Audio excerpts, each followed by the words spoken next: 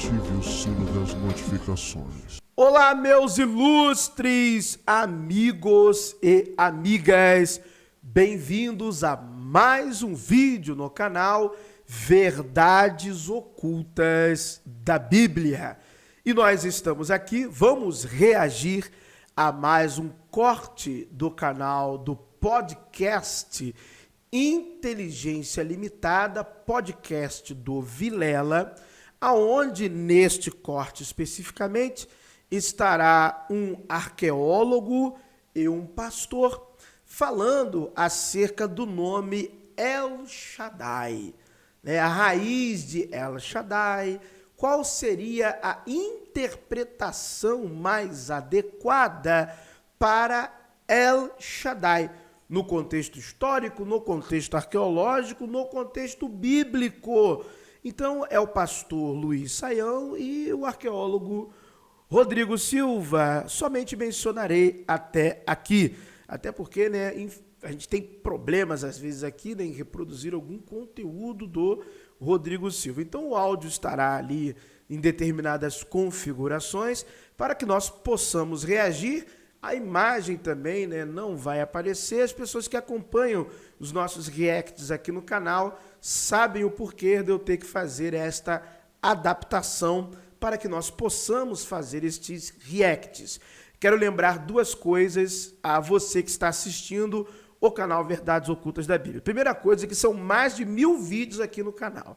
Este é um novo formato que nós estamos executando há aproximadamente um mês, que é o formato de React. Mas o nosso canal é um canal de conteúdo acadêmico, onde nós lemos livros e artigos científicos. Nós falamos acerca de achados arqueológicos, documentos históricos, cultura material, tá bom? Este é o foco do nosso canal e nós estamos em um novo formato após mais de 1000 vídeos produzidos sobre diversos temas que você possa imaginar. Antigo Testamento, Novo Testamento, Patriarcas, Êxodo, Novo Testamento, Jesus Histórico, Essênios e por aí vai. Temos aqui várias aulas, várias lives também, fora os shorts, fora também cortes. Então, tudo que você possa imaginar, a nossa produção aqui foi muito prolífera. Então, vale a pena você voltar e ver também o nosso conteúdo que produzíamos anteriormente, porque tem muita referência bibliográfica que eu tenho certeza absoluta que a maioria das pessoas nunca ouviu falar e não conhecem, tá bom? Uma outra coisa importante é que isso aqui não é uma refutação, tá bom? O nosso canal não refuta ninguém. Isso aqui não é refutação. Tem um canal do apologeta que ele refuta todo mundo, é um refuteiro. Aqui não. Eu não refuto ninguém. Nós estaremos argumentando em campos diferentes, em pontos de vista diferentes. Aliás, a referência bibliográfica já está aqui, tá bom? El Shaddai como o epíteto de deusas. Então está aqui, ó. El Shaddai como epíteto de deusas. Está aqui, artigo científico, até publicada pela Brill. Então não é qualquer artigo científico, como o refuteiro, Tem uns caras aí que refutam todo mundo, como eu falei, Tira os artigos científicos dos institutos bíblicos fundados pelos amiguinhos dos botecos de aleluia. Essa não é a nossa intenção. Aqui, ó, publicado na Brill. Então é coisa séria, tá bom? Então já deixei aqui na capinha, a referência aí, porque a gente sabe que para fazer um conteúdo isento, não pode fazer com a Bíblia numa mão e a picareta na outra, senão você fica com cara de bobo, de palhaço, tá bom? Então, vamos lá, não é isso, além, tá? Essa imagem só representa isso, vocês não valem nada, hein? Quando vê a imagem lá da picareta com a Bíblia na mão, vocês falam um monte de coisas nos comentários.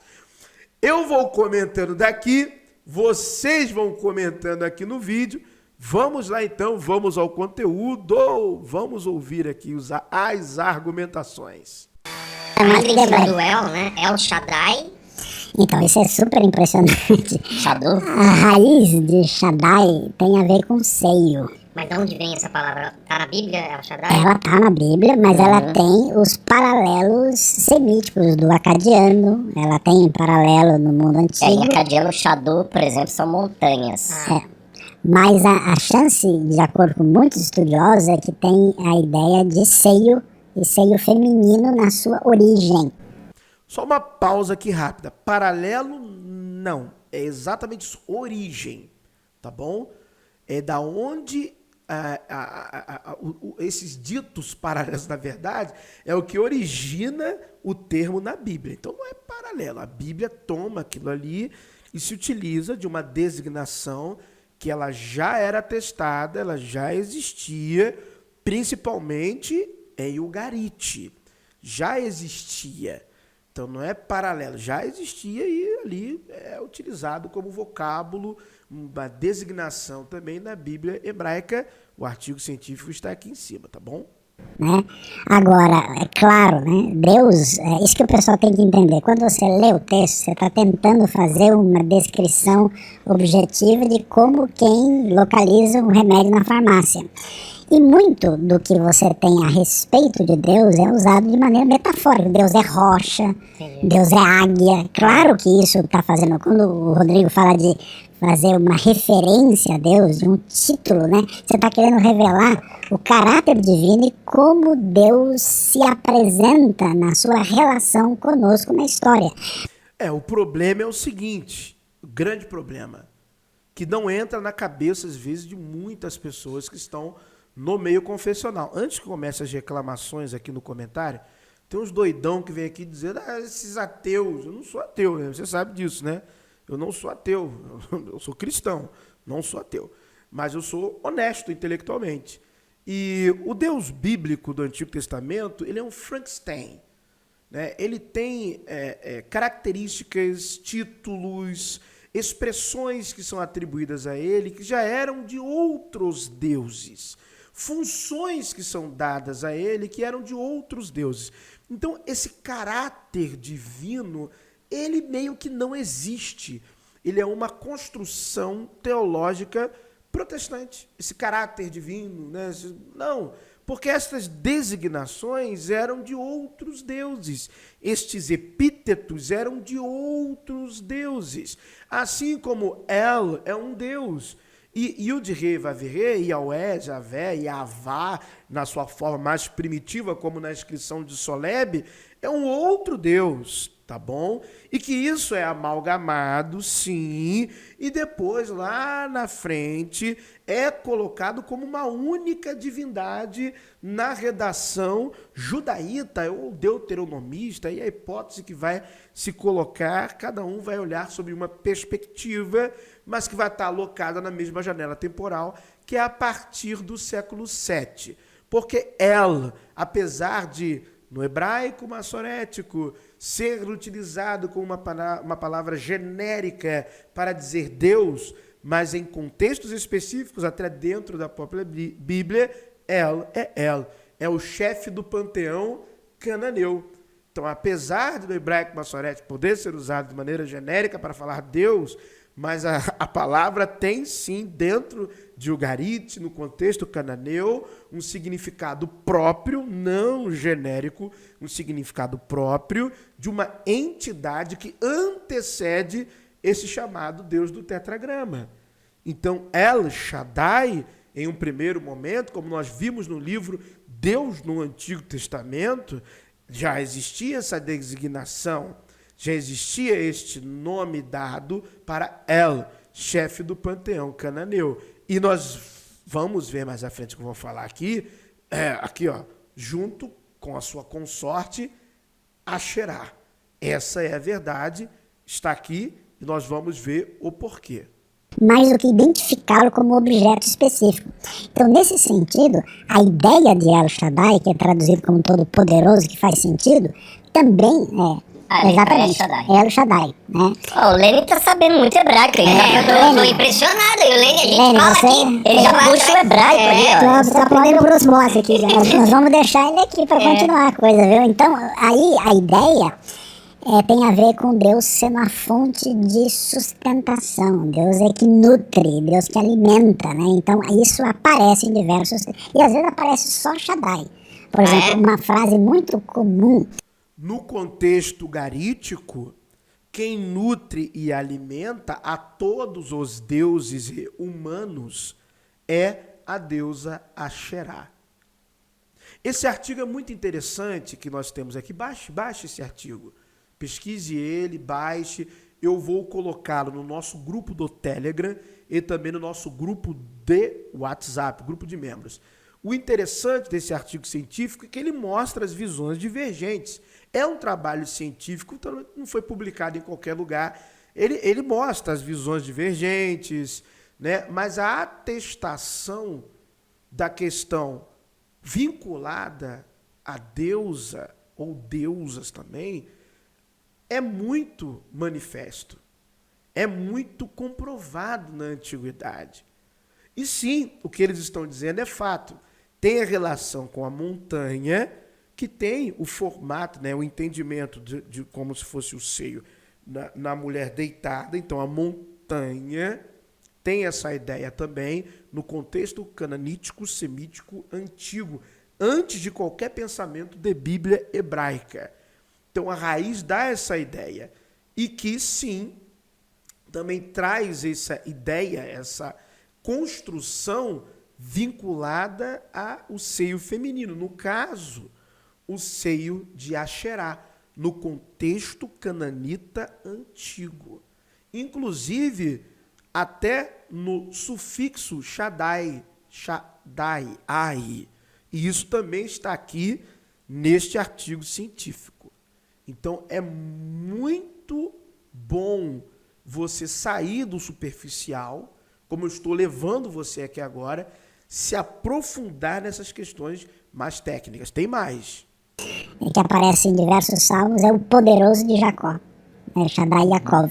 E aí você tem esse elemento. Então é um termo Agora, só importante. esclarecendo aqui, só para não dar uma interpretação, que eu sei que você não quer dizer isso. Não. Quando fala seio, não tem nada a ver com Deus tendo seios femininos. É que a palavra tem essa origem. Mesmo Shadu, etimológica. em sumeriano que a gente falou, em acadiano também, Shadu fala do seio porque algumas montanhas lembram seios de mulheres. A forma. Entendeu? Então, poeticamente, essa questão de seio com montanhas, e aí alguns discutem, será que o Shaddai não seria o deus das montanhas? E veio para o mundo hebraico, por que deus das montanhas? Porque tem uma... Quem discute essa questão até de Deus da montanha foi William Fox Albright, lá o pioneiro dos arqueólogos bíblicos, né? E nesse artigo científico aqui, ó, nesse aqui em cima, também ele coloca um acadêmico que discute a questão de entidades andrógenas na antiguidade. Olha que interessante. Ele discute isso aqui, de haver evidências, indícios, possibilidades de também se enxergar El e Asherá em uma perspectiva andrógena. E por isso de ter esse entendimento de que o El, não Javé, El, vem de El, tem atestado em Ugarit, o El com o Shaddai. Ver dele essa questão, está no livro Deus no Antigo Testamento, você encontra facilmente aí. Ver nele, perdão, eu falei vi, mas é ver nele essa relação de androgenia. Então que ele teria sim seios, fazendo um anacronismo, estou destacando, só para ilustrar e não dizer que é a mesma coisa. Não são a mesma coisa. Estou falando da questão visual, só para te ilustrar. Eu fazendo para você um anacronismo, para você entender, por exemplo, da figura do Bafomé, de Elifas Levi, que Bafomé não é bode da maçonaria, você sabe disso. Já aprendeu aqui comigo, com fonte, com referência bibliográfica, a figura do bode vem da obra de Elifas Levi. E aí o autor francês, Léo Taxil, né, Léo Taxil, que associa bode à maçonaria, e um monte de bobão acredita nisso até hoje. Mas milhões de bobões, né? E aí os maçons fazem sátira disso, né? Tem até os bodes do asfalto, né? Isso é piada no meio maçônico. Então, você vai ver que isso aí que ele está dizendo, para não confundir, mas na verdade já tiveram acadêmicos que se debruçaram sobre esta investigação. Pô, El Shaddai, mas calma aí. Por que associação nos vocais? Mas por que? Porque é na Bíblia? Não, porque antes de aparecer na Bíblia, aparecem outras atestações. El com esse epíteto. Mas nós vemos esse epíteto também vinculado às entidades femininas. E a palavra dá origem à questão do seio feminino. Então, calma aí. O seio que nutre, que dá força, que dá poder. Mas por que isso está associado a El? Será que El era visto em alguma perspectiva, como ele é o pai de todos os deuses, o pai das criaturas, como está atestado na literatura ugarítica? Será então que, em alguma perspectiva antiga, El e Asherá foram vistos como dentro de uma mesma essência, ou seja, masculino e feminino? Um ser andrógeno? É interessante. E isso é trabalhado nesse artigo científico. Volto a dizer que não foi publicado em qualquer lugar, em qualquer boteco. Questão geográfica também. O que eu acho fascinante no mundo bíblico, aliás, até uma coisa que eu esqueci de mencionar do que o Sion falou lá atrás e não mencionei, mas aqui vem em mente. Por causa dessa ação de Deus na história, Deus é o Deus da história, a Bíblia é o único livro sagrado, eu vou puxar a sardinha pro meu lado, que demanda a arqueologia como uma das ferramentas de interpretação e verificação. Você não tem arqueologia do Alcorão, arqueologia do Bhagavad Gita, porque a Bíblia é o seguinte, a história desse livro não... Pô, a minha cara agora, né? E eu fiz o vídeo aqui da arqueologia de Krishna, com referência bibliográfica. Onde fica a minha cara agora? E aí? Com referência bibliográfica, eu fiz aqui o vídeo da arqueologia de Krishna, com arqueólogos que buscaram a historicidade do personagem Krishna e viram que não, eu mostrei a origem, a tribo dos Krish, falei o nome dos caras que pesquisaram sobre isso, que são até da religião hindu. Aí, tá vendo quando você quer argumentar dentro de uma questão que não diz respeito à sua competência, o que você acaba falando? Isso é ruim, pô, você falar um negócio desse. E eu aqui também já mostrei a obra, quando eu fiz vídeo sobre o Corão, em busca do Mohammed histórico. Mohammed, que Deus o tenha. E eu fiz vídeos aqui mostrando acadêmicos do Islã demandando documentos históricos, arqueologia. E aí você vê o cara metendo uma dessa. Ainda bem que ele começou dizendo, né? Vou puxar sardinha para o meu lado. Aí você acaba cometendo uma gafe dessa. Né? Os sutras, quando eu fiz o vídeo, eu fiz uns 5 vídeos sobre o Buda, dos quais 2 do Siddhartha Gautama, 2 vídeos eu falei sobre a história de Siddhartha. E mostrei aqui uma obra em que a autora fazia comentários sobre a busca do Buda histórico. É muito complicado isso. Vamos lá. Não pode ser metafórica. Se ela não for real, se ele não tirou o povo de Israel do Egito, vou fazer um paralelo. Você tem o Bhagavad Gita, você tem uma batalha de Krishna e Arjuna. O hindu não tá nem aí se a batalha de Krishna existiu, se não existiu. Alguns yogis falam que é o certo. Esse é o certo, meu amigo. O correto é esse. Por que é o correto? Porque todo mundo sabe que é algo simbólico. Não é literal. E isso vale para toda e qualquer literatura religiosa. Ponto final. Aquilo ali é uma batalha mental, que é uma batalha da alma, você entendeu? Que é uma batalha contra o mal, que é uma luta contra as tendências ruins. Você pode interpretar aquilo como você quiser. E não tem problema nenhum se você nunca encontrar uma pedra daquilo, nenhuma inscrição, nem nada. Não se baseia em... A Bíblia não. Se Deus não tirou o povo de Israel do Egito com mão forte, não tem como você metaforizar aquilo, uma metáfora. Isso é uma invenção religiosa e teológica. Isso aqui é arapuca para manter pessoas presas na religião. Isso aqui, ó, isso aqui é anti-religião. No seu sentido puro de religare. Isso aqui é anti-vida espiritual. E eu falo a espiritualidade genuína. Porque não tirou. Ele sabe que não tirou. Ele sabe que não existem evidências. Todas as vezes que alguém pergunta para ele, existem evidências, ele troca a palavra evidências para indícios. Todas as vezes que perguntam a ele quando foi, qual é a data que aconteceu, é sempre eu coloco entre a data tal, porque não há consenso, mas não há consenso porque não há evidências. Não há evidências de quase 2/3 da população de um império migrar para uma terra. Não há evidência desses 2/3 no Império Egípcio, de Hebreus, não há evidências deles caminhando pelo deserto, não há evidências dele ocupando a terra de Canaã, e é tão ruim, porque algumas pessoas, não vou dizer ele não, algumas pessoas têm total ciência do tamanho da ignorância do público evangélico, que eles não conseguem entender que 2 milhões de pessoas andando por lugares, 40 anos, é obrigatório, é impossível, dada a janela de tempo, não ter evidências.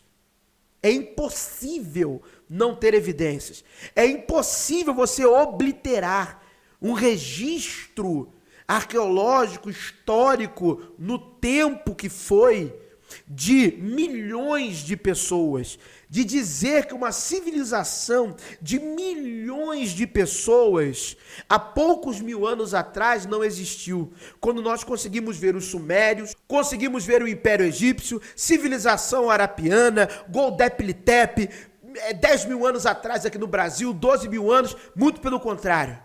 O que existe é a chamada evidência negativa. Então, por exemplo, todo iniciado cristão, todo iniciado judeu na Cabalá, por exemplo, sabe que isso é simbólico, é metafórico. E eu falo com propriedade. Sabe que isso não é literal, são metáforas, e que o poder está na metáfora. Todos sabem que tem uma camada, são camadas textuais. Você tem a simbologia, você tem a camada cultural, a camada social, a camada política, porque os textos recebem conotação política também. Exatamente isso, de domínio. Tem essa camada no texto. Todos sabem disso.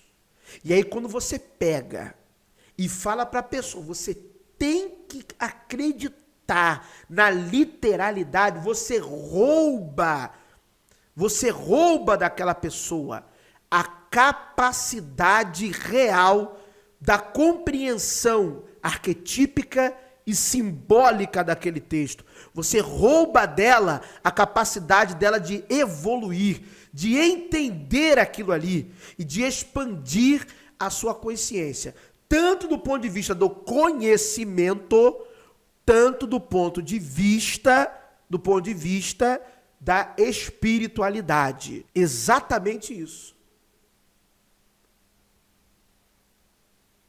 Tornar aquilo uma metáfora para falar que é uma luta do bem e do mal dentro de você.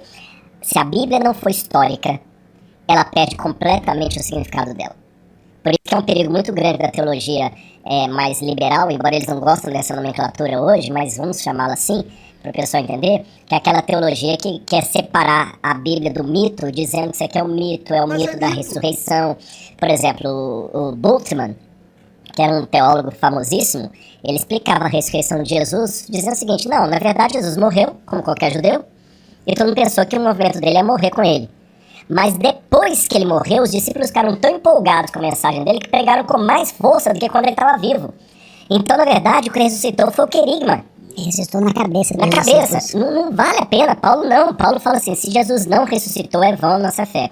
Então esse Deus, ele entra na história humana e ele se manifesta na história humana. Por isso que... Isso é narrativa religiosa.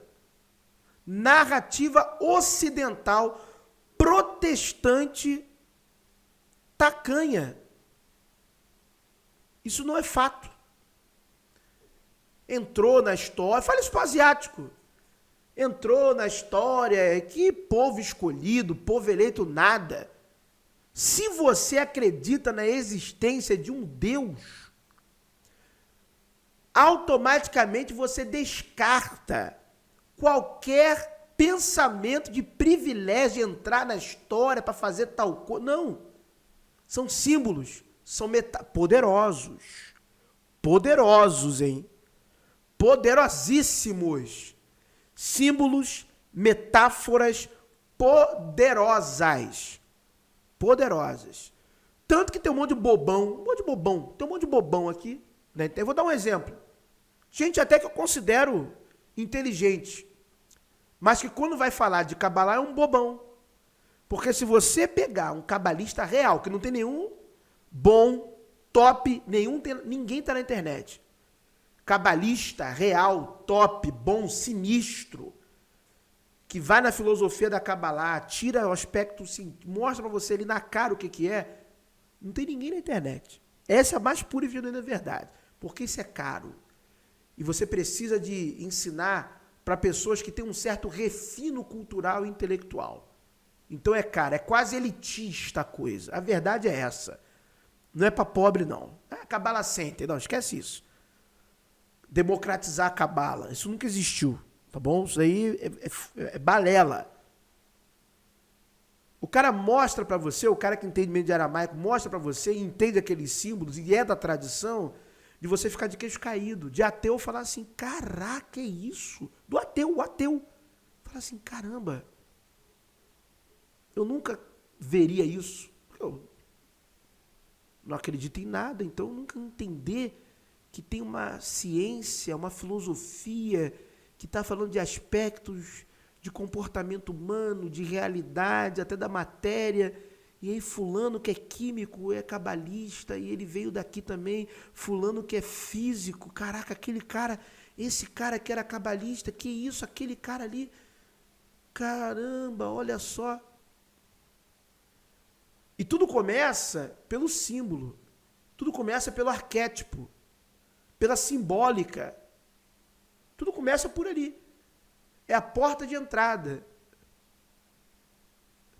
Deixa pra lá, vai. Deixa eu continuar esse negócio aí, vai. Que para construir qualquer teologia do nome de Deus, é importante a geografia, a história, o diálogo, a historicidade do evento e também conhecer a cultura deles. Então, falando da montanha e do Shadow, dos seios, como é que eles imaginavam? O mais próximo do céu que alguém podia chegar, a menos que tivesse uma visão como Paulo, era no alto de uma montanha. Ninguém andava de helicóptero, nem de avião, nem de asa delta. Paulo Marçal não estava vivo, né? Você que falou, viu? Então, o que acontece? Imagina Paulo Marçal falando pro Moisés. Então, Chega lá, Moisés, já tá o Paulo Marçal esperando. Você demorou, hein, Moisés? Já tô aqui. Já tô aqui esperando. Mas o que acontece? Até perdi o fio da meada que eu tava falando. É bom, Que o mais lembrei. perto era o do- mais perto a era o questão topo da das montanha. montanhas. Então, Deus também vai dialogar com essa questão humana e a montanha vai se tornar na Bíblia muito símbolo da presença de Deus. Quem habitará no santo monte do Senhor? Os 10 mandamentos. Todos os deuses antigos tinham uma montanha. Baal, Monte Safon. Deus do Antigo Testamento, obras, textos garídicos, está lá testado, pesquisado, verificado. Shaddai também era uma representação da montanha cósmica de Ela. Eu estava esperando esse momento para falar isso. Também. O seu local de reunião da Assembleia se unir na presença de Sua Senhora Xera do Mar, que era a representação dele também. Que ela era a árvore da vida também. Aliás, a Xerá condensa em si várias simbologias na Canaã antiga. Muito difícil, rapaz, muito difícil. Qual era o Monte de Baal, por exemplo? Monte Zafon, que tem até na Bíblia, que é traduzida em um salmo, em algumas Bíblias em português, o extremo norte, aí está lá o Monte Zafon. Sião era de Zafon. Tá de brincadeira, pô. Vários deuses tinham sua montanha para representá-lo. Tinha uma montanha. Não é nada de Deus se revelando ao seu povo. E assim como todos os deuses antigos, na redação judaíta, Deuteronomia, dê o nome que quiser, Javé, como os outros deuses, tinha a sua montanha.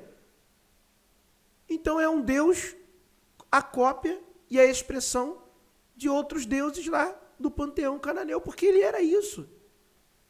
A batalha da vitória de Yahweh sobre o mar, como está no Salmo, como está em Isaías, como está em Jó, é uma cópia do texto do ciclo de Baal. Baal e Ian, que Ian era o mar, o deus do mar. O salmista e os escritores deram Ctrl+C, Ctrl+V. Eu mostrei isso aqui, abri os textos. Até um monte de fundmentalistas se renderam àqueles vídeos. Falei, aí não dá, né? Realmente, pô, Baal é que derrota aqui o Taninim, ou Tunanu, e aqui o escritor bíblico só tirou Baal e botou Javé. Agora não tem como eu discutir mais com o professor. Ele realmente mostrou. A Javé vencendo a serpente sinuosa, tortuosa, lá mostrando Isaías, e o professor mostrou aqui também que no ciclo de Baal está a mesma coisa. Agora não tem como eu discutir com o professor. Pois é, tornou-se lúcido, porque eu não estou aqui contradizendo nada, eu só estou mostrando o fato. É o fato. Fundados no alto de uma montanha. Jesus vai no Novo Testamento, multiplica, dá o sermão no monte, tem a transfiguração no monte, o Armagedon, que é a intervenção final de Deus, é a montanha de Meguido. E o oposto disso era o vale, era o deserto, ainda que eu ande pelo... Eu tenho um vídeo aqui sobre o Armagedon, várias batalhas do mundo antigo aconteceram ali, não tem nada de profético, não tem nada de histórico, no sentido de algo apocalíptico, é porque era um lugar bom para se batalhar, era um lugar propício para botar tropas. Eu já mostrei isso aqui, várias batalhas, independente dos judeus, aconteceram ali no Vale do Armagedon, naquela região ali de Meguido e por aí vai. Era um lugar que vários faraós quiseram levar a batalha para ali, porque viam vantagem estratégica e por aí vai. Tanto de passagem, quanto de tropas ali alocadas e por aí vai. Vamos. Chega dessas coisas, vamos. No vale da sombra da morte não tem mal nenhum. Deus fala assim, eu vou te levar para o deserto para você aprender e tudo mais. Então, quando falo Deus da montanha, é aquele Deus realmente da providência. Ergo os meus olhos para o monte, de onde me virá o socorro. Esse seria o sentido, então, bem emblemático. Lembrando que, acho que um ponto importante a dizer aqui também, que a linguagem humana, ela não é capaz de expressar com exatidão a realidade. Por isso que é idiomas. Por exemplo, quando eu chamo isso aqui de mesa, ou pode chamar de table, né? Tabla. Quer dizer, é um nome que eu usei para batizar isso aqui. Tábula. Então Deus, quando vem entrar na história humana, Deus dialoga com os seres humanos na linguagem humana. Por isso a gente pode falar que a Bíblia é Deus falando com sotaque humano. Então quando alguns reclamam assim, a Bíblia não pode ser palavra de Deus não, porque ela tem linguagem humana. Meu irmão, e com que linguagem você gostaria que Deus se comunicasse com as suas criaturas? Com a linguagem dos anjos? Não tinha hebraísta que ia entender isso, você entendeu? Difícil. Não, difícil. Então Deus usa, por isso que essa linguagem bíblica, atenção para não tornar heresia o que eu tô falando. A Bíblia, ela é inerrante palavra de Deus. Mas enquanto linguagem, ela toma emprestado as limitações e problemas normais da linguagem humana. Por isso que, às vezes, a Bíblia fala, Deus não se arrepende, o Senhor se arrependeu. Mas como é que Deus se arrepende? Isso é uma contradição, não pode ser, isso não pode estar na Bíblia. É linguagem humana, porque mesmo o cientista mais exato, ele vai falar de pôr do sol e nascer do sol, sendo que o sol não se põe nem se nasce. Então, esse tipo de, não é imprecisão, nem sei que linguagem usar aqui, esse tipo de limitação própria da linguagem humana tem que estar presente na Bíblia, e isso não causa à Bíblia nenhum demérito. Pelo contrário, causa a possibilidade da comunicação e do entendimento. Essa discussão, eu acho que ela se tornou refém do nosso jeito moderno de pensar, né? Que quando você olha para o texto bíblico, você quer colocar na nossa categoria moderna de... Vou te falar, mano, é osso, mano. É osso. Rapaz,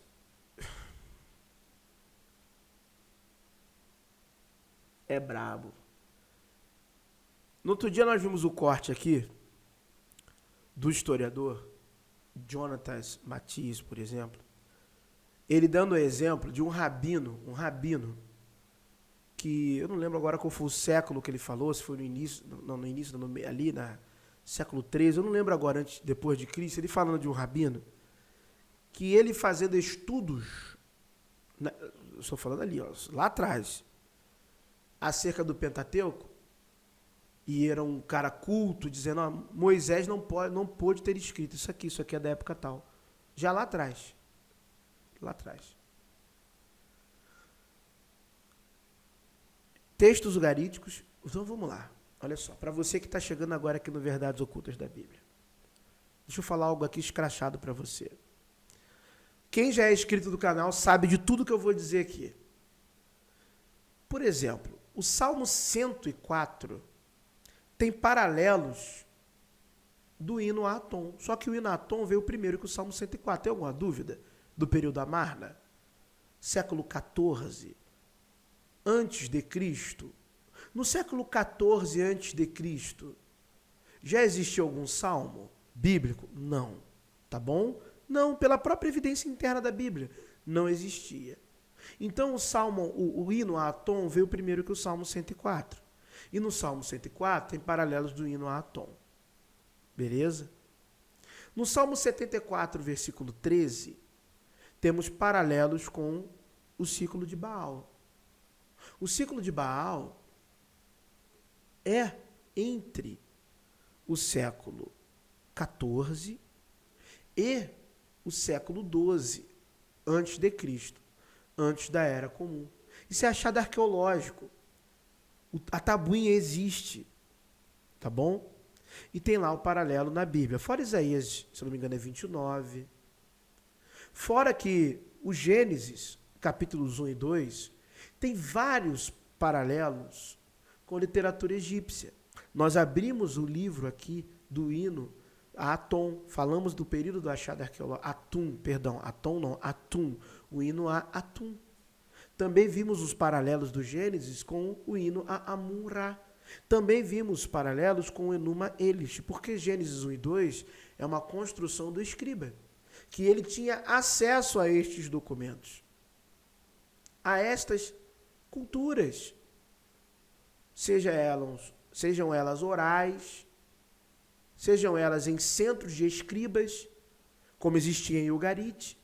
Em Ugarit existia centros que você aprendia a ser um escriba. E você ficava copiando textos. Então, fora outros paralelos, que eu já demonstrei aqui, porque são mais de 1000 vídeos, exaustivamente. Paralelos. Aliás, anota aí, você que está chegando agora, referência bibliográfica. Referência bibliográfica. Paralelos do Antigo Testamento. Você vai digitar em inglês. Old Testament Parallels. Digita em inglês aí. Não esquece minha pronúncia. Só digita em inglês, bota PDF do lado. E vai ser feliz. Você vai encontrar um livro de mais de 400 páginas só de paralelos com o Antigo Testamento. Dizendo quem achou o artefato, a tábua, a tabuinha, a pedra, o que nela está escrito, quem fez a tradução, em que museu está. Um livro de mais de 400 páginas, onde os autores são 2 PhDs. Então, meu amigo, dito tudo isso, reflete bem sobre o que é palavra de Deus para você. Reflete sobre isso. De Deus, palavra dos deuses, palavra do homem.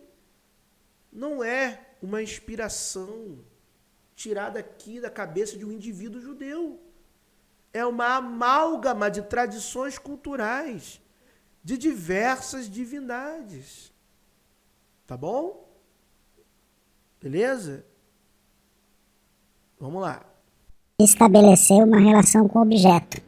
E na verdade, por exemplo, quando o texto bíblico está querendo dizer que Deus se arrepende, ele não está querendo descrever a essência de Deus como um Deus faz isso.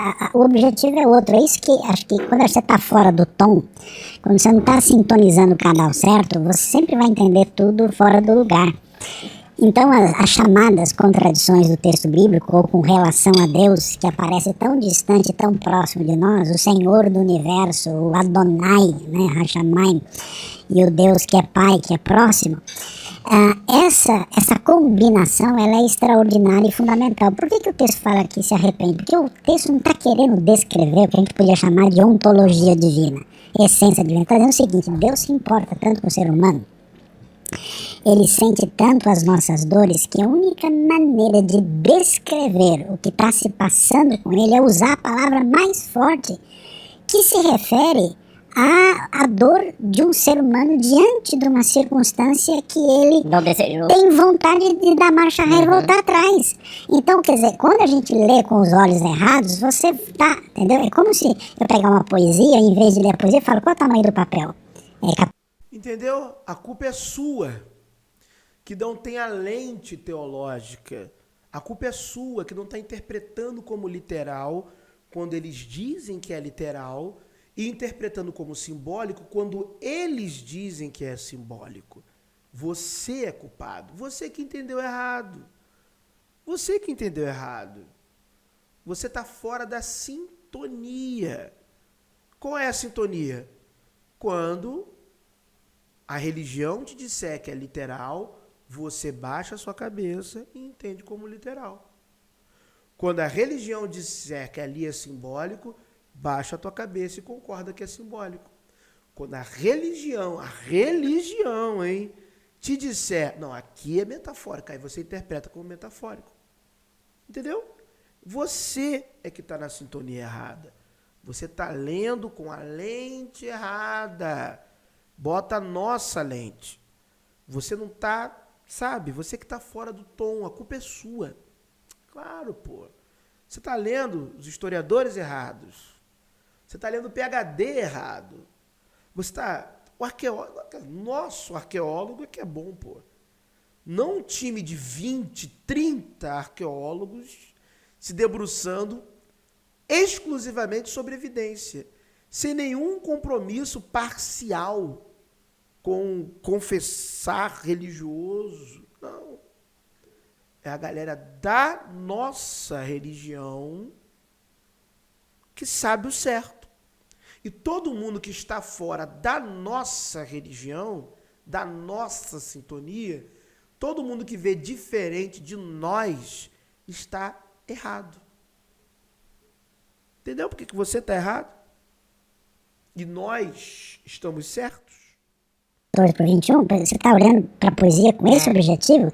Do que você está... Quer dizer, você está fazendo perguntas e exigências para o texto que não tem a ver com o objetivo. Eu acho que até a discussão do nome de Deus, nossa, é a seguinte: eu preciso achar a forma específica que defina Deus para que eu possa fazer aquilo que não é possível, dominar essa forma e utilizá-la para a minha caminhada religiosa. E o texto está dizendo exatamente o contrário. Quando Deus aparece e apresenta o seu nome, acontece num contexto de aliança, acontece num contexto onde ele se revela, onde ele se apresenta no eixo da história com a intenção de salvar o ser humano. Então Deus é... Exatamente, igual ele se apresenta para Abraão, igualzinho Cotar War Aziz se apresenta para Daniel, na epopeia de Akhat, encontrada em Ugarit.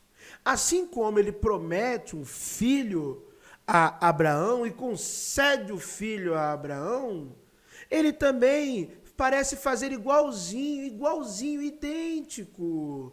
A Cotar War Aziz faz com Daniel. Assim como também Abraão pede a Sara que prepare a comida para que ele e o Deus possam comer, igualzinho Daniel na epopeia de Akhat.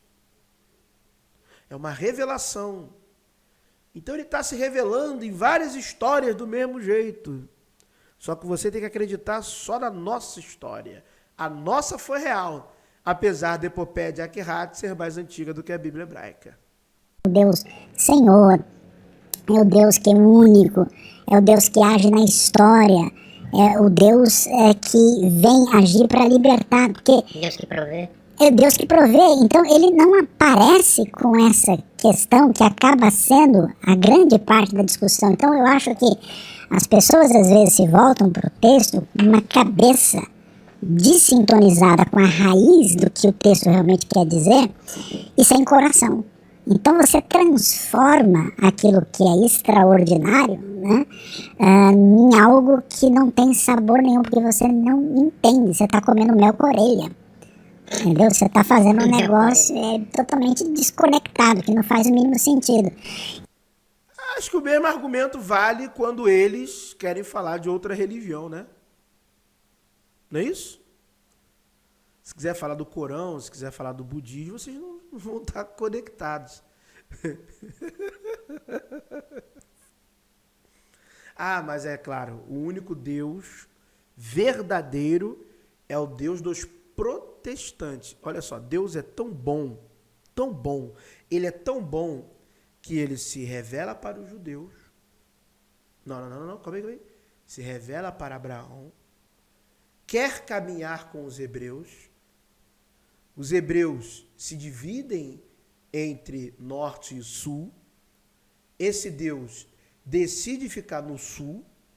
Esse pessoal do sul também não é muito fiel. Aí fica um remanescente, ele fica só nesse remanescente. De repente, ele é um Deus exclusivo da nação, mas tem um Ciro como seu ungido. E aí dá aquela de chavada, ainda que você não me conheça, pá. Ciro se declara servo de Marduk e de nenhum outro Deus. Aí, esse Deus traz seu povo de volta. Aí, de repente, ele muda. Não, eu vou ter mais aliança com... É uma revelação progressiva e eu vou me progredir. Agora eu não vou me revelar mais, não. Eu rejeitei vocês, que eu disse que nunca ia rejeitar. Eu vou deixar vocês para lá, dizendo que eu tenho uma promessa. Mas sabe uma coisa? Minha promessa é um filho meu aí que está surgindo. Ele está aparecendo aí. Vou revelar para o meu servo Daniel. E a mesma revelação que eu vou dar para Daniel, lá no capítulo 7, versículo 13 e 14, na verdade eu já dei para Ilmirucu lá em Ugarit. É o mesmo texto. Quando fala lá do seu reino eterno que não terá fim, o filho do homem, é uma cópia de um ciclo de Baal também, tá bom? Inclusive a frase, seu reino será eterno. Beleza? Exatamente. É a mesma frase que está no ciclo de Baal. Beleza? E aí eu mudei de opinião. Agora eu sou dos gentios e abandonei os judeus, eu estou mudando, estou fluindo como a água. E é uma revelação progressiva. Cara, é osso, hein, mano? A narrativa protestante é osso, parceiro. É osso. Por isso que estamos aí, ó, doentes. É, meu amigo, a teologia do domínio bombando. É, meu parceiro. Vai engolindo isso aí, meu amigo. É, parceirão. Não vai ter volta não, irmão. É daí para baixo. Narrativa religiosa é inquebrável, irmão. E aí, para você poder lidar com isso, você tem que entender no contexto, em cenário, por que Deus diz o que ele diz, no contexto que ele diz, o que ele está querendo revelar. E aí sim, você vai entender, ó, por que Adonai é importante, por que Elohim aqui é importante, por que Jeová, com todos os seus nomes que estão presentes, tem um objetivo que não é fazer de Deus um mero Mas é mostrar um aspecto, objeto. como por exemplo Jeová Jireh. Então, de onde vem? Por exemplo? Então, é o Senhor, né, o Yahvé, proverá. Quer dizer, qual é a dificuldade da vida, especialmente no mundo antigo? Como é que eu vou garantir a minha continuidade, a minha relação com a vida? A vida do mundo antigo é uma vida extrema. Hoje ela já é incerta, imagina o que era no mundo antigo. Então, quer dizer, você tem a confiança, porque que Deus vai ser o seu provedor. Mas isso também vem da... Provedor da chuva, né? Provedor da chuva, da fertilidade, da colheita. Eu mostrei isso aqui, de onde vem isso. Provedor da chuva. para colheita, da fertilidade. Desculpe o termo, o texto deu uma sacaneada, né? Ó, tirei você, eu mostrei aqui, tá em Deuteronômio. Ó, a terra do Egito era boa, o texto dizendo isso, o texto dizendo isso. Terra boa de plantar, mas eu vou botar vocês numa terra que vocês vão ter que depender de mim. E aí nós mostramos o dado pluviométrico, né? Eles medindo quanto que já choveu naquela região. E é de rir. E é de rir. Péssimo, horrível. Não era um lugar que mana leite e mel, é horrível. O índice pluviométrico, horrível, desde a antiguidade até hoje, horrível, péssimo. E aí, olha, lá tinha o Nilo, mas aqui vocês vão depender de mim, vai chover quando eu quiser. E os caras tiveram que se virar para fazer sistemas de irrigação, retenção de água, tiveram que se virar. Cavar, né, para fazer negócio de córrego. A gente mostrou aqui, terra boa, uma ova. Até hoje lá, meu amigo, um negócio para plantar lá exige alta tecnologia. Lá na parte de Judá, né, que seria antiga Judá, é muita tecnologia para usar aquele solo lá para plantar alguma coisa lá e dar bom. Vocês estão de brincadeira. Rapaz, mas é muito sério você fazer isso com a mente da pessoa, cara. A pessoa vê até a foto do local, tudo árido, semiárido, a pessoa vê a foto, vai lá, faz viagem, e aí a pessoa vai lá e fala: eu tô na terra da promessa. Caraca, mas isso aqui é meio seco, né? Eu tô na terra que mana leite e mel. Aí já tem apologeta dizendo que isso aí era metafórico. Tem, pô, tem. Não, isso era metafórico, não era... Esse cara dizendo que era não, metafórico. Pô, no texto de Números fala que os caras pegaram cacho de uva gigante. Entendeu? É brabo, mano. Brabo. Bíblia, o Gerê. Vem da Bíblia, o Gerê com certeza é da Bíblia. Lembrando que então, é como esse se o falasse sentido. assim, um nome humano é muito pouco para descrever Deus. Por isso, embora o nome por excelência seja o tetragrama sagrado, é esse que os judeus tiveram mais zelo por ele, etc, etc, etc, Deus não fica preso a esse nome. Ele se revela de várias maneiras. E a gente pode jogar isso também para Jesus no Novo Testamento. Embora Yeshua seja o seu nome célebre, ele também é chamado de Emanuel. Então, mas Maravilhoso. Amém. Ele é chamado de Amém. Emanuel não é pra... Rapaziada, é brabo. Lembrando, isso aqui não é uma refutação. Artigo científico aqui, o tema principal, né, que foi abordado no início, era a questão de Asherá. Está aqui, né, um título que poderia ser dado a ela. Já falei até da imagem dos deuses gêmeos, Shalim e Shanra, que tem o artefato arqueológico, eles mamando no seio de Asherá. Já fiz vídeo aqui, inclusive vinculado Shalim a Salomão, né? E o templo, que na verdade era um santuário jebuseu, muito provavelmente.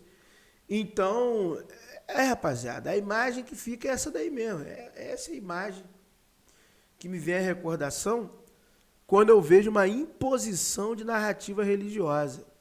Essa imagem aí, ó. Imposição de narrativa religiosa. Lembrando, isso não é uma refutação e eu tenho o direito de discordar, mas eu não estou refutando ninguém. Eu só acho isso perigoso no tempo que a gente vive hoje, que é um tempo difícil e que a gente tem que empurrar as pessoas para a evolução. Olha, o símbolo quer dizer isso. Isso que o símbolo quer dizer. Aí, com o resultado disso, o que você vai fazer, aí é um problema seu, porque é a sua liberdade, é a sua essência. Exatamente isso. É assim que tem que ser, é assim que funciona. Por isso que quando alguém lê o Bhagavad Gita e percebe a essência do negócio, a evolução cognitiva da pessoa vai para outro patamar. E o fundamentalista está preso à literalidade e não penetra, não vai a fundo nos símbolos, nos arquétipos, no que está empregado ali de mais valioso, tá bom? que é a capacidade de compreensão e de você começar a formular a dialética na questão mais profunda do pensamento. Para os cabalistas, eles desenvolveram o método Pardes. Procure sobre o que é o método Pardes, muito usado na Cabala, para interpretar a Cabalá. Valeu, muito obrigado por ter assistido a mais um vídeo do canal Verdades Ocultas da Bíblia, que o verdadeiro Deus abençoe a todos. Amigo ateu, amigo agnóstico, não começa a pegar no meu pé, não. Se você não crê em um Deus, se prepara, porque eu vou falar para você agora, hein? Se prepara. Se prepara, você é ateu, você é agnóstico, você que não crê em nada, você que tá aí, ó, dizendo que Deus não existe, agora você vai ver. Você vai ver agora. Fica com medo, tá com medo? Fica com medo não, porque eu desejo do fundo do meu coração que a sorte e a fortuna lhe acompanhe.